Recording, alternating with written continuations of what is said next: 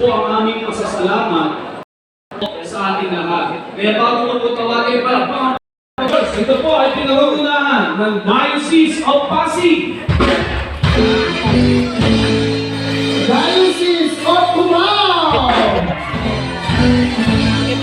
Diocese of Antipolo, Diocese of Baguio,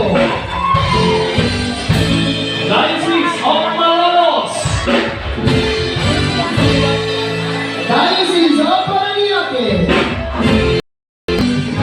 Diocese of Novaliches, Diocese of Davao, of Palo,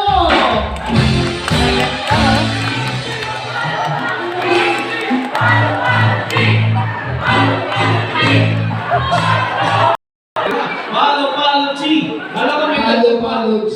Palo-Palo G. Nasaan po ang lahat ng mga kursilista?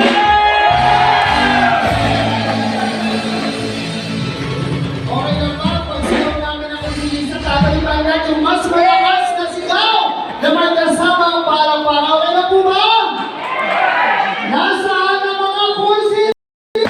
Ayun! Nakakatawa naman.